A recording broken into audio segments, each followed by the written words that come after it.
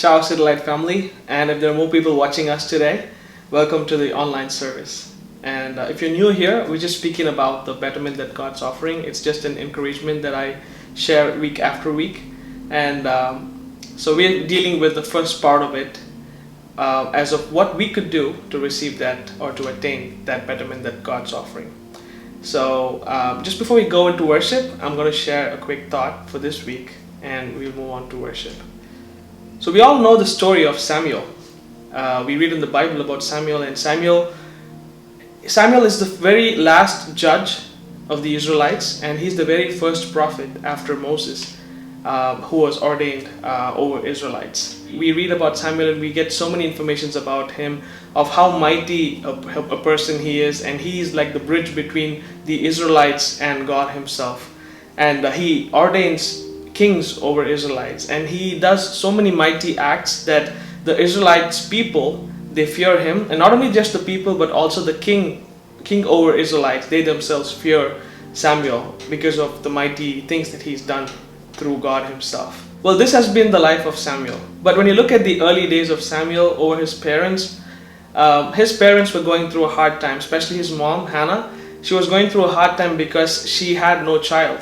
And she would go every single day to the temple of God, and she would pray over, asking him to provide her with a child. And one such day, she goes and she prays to God, and she gives a vow towards God, saying if she bears a male child, she will give him as an offering, or she would give him or let him grow the rest of his life in the temple of God and to minister towards God. And later in the verses, we are able to read that Hannah bears a son, and she calls his name Samuel because he was asked of the Lord. And as she promised, Hannah takes Samuel, she goes to the temple of God where Eli is the priest at that time, and she just gives Samuel towards him to Eli to ask him to take care of him, and she wants Samuel to grow in the temple of God to minister towards God. So that is the early stage of his life that he started. In 1 Samuel chapter 3 verse 4 we read the Lord calling on the name of Samuel.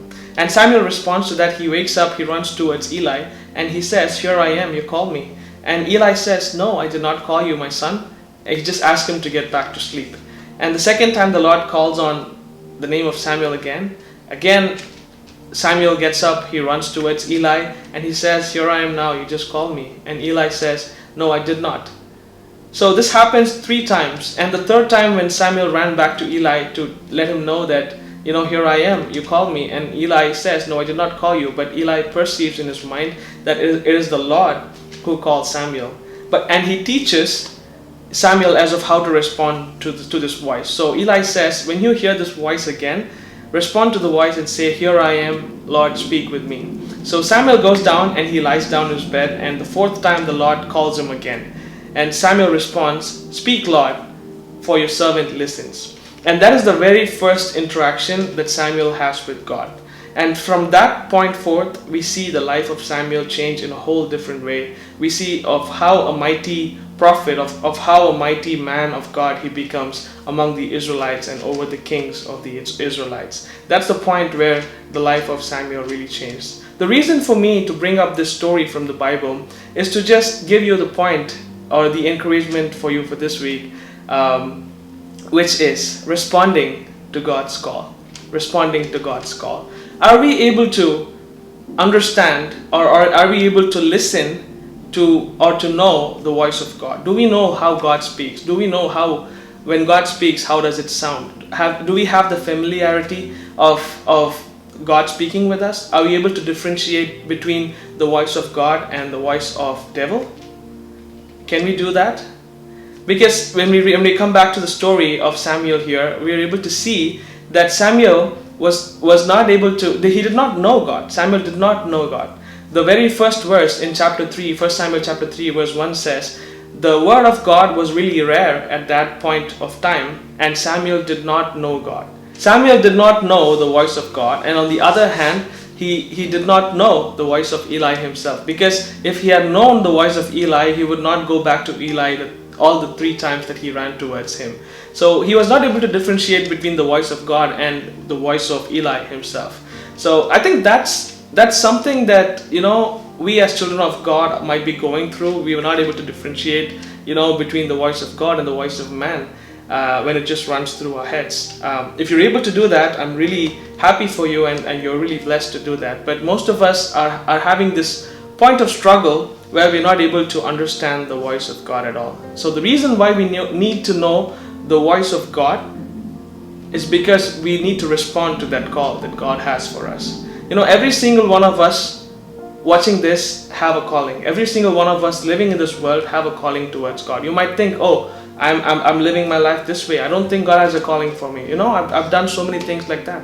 I don't think God has a calling for me. I don't have anything in this world that I should live for. But I don't think God has a calling for me. No, that's not true. God has a calling for each and every one of us in this world. The thing is that, are we able to listen to that voice when He calls? Are we able to understand? Are we able to perceive that? And are we able to respond to that call? See, just because Samuel was taught through Eli as of how to respond to God, he responds to God the fourth time, and that changes the life of Samuel, and he becomes a mighty powerhouse among the Israelites as long as he lives. He ordains kings, and he does great and mighty things. So that changed the life of Samuel, just because he heeded to the voice of the Lord and he responded at the right way. My dear people of God who are just listening to the sound of my voice, I just want to encourage you today that you would learn to listen to the voice of God. If you ask me how we could do that, we just have to go through prayer. If you remember, I just spoke with you about being in the presence of the Lord when I went to the Betterment series before. I've spoken about just staying in the presence of the Lord, not just for us to just to pray and just leave the place, but give some time for God to speak to you. In that way, we could familiarize the voice of God, and we know when God speaks, and He would speak at the right time, so that from that point forth, our lives will be in a whole different way, and we could have blessings in a whole different way. We could see the blessings in a whole different way. And that's all that I wanted to tell you about. I also want to read one verse that Paul writes in Romans chapter 1. We are able to read how Paul is being described as a man of God, and it just continues to go this way in verse 5. It says, by Jesus Christ, through whom we have received grace and apostleship for obedience to the faith among all nations for His name. And verse 6 says, among whom are you also the called of Jesus Christ. So among those people are we too, who are called through Jesus Christ. So He has a calling for each one of us, and we need to tune our ears, we need to tune our hearts, our minds, so as in such a way that we could understand, we could know when God's calling, and we could respond to it. He might be calling you for a ministry. He might be calling you for a work that should be done. He might be calling you to fill in a place for a person. He might be calling you as a helper for a different person. He might be calling you for a substitute for a different person, but He has a plan for you. He has a calling for you, and that's all that I wanted to remind you about for today. So just pray over this, and I hope the Lord would speak with you, and He will just help you out with this, and just be blessed through this word.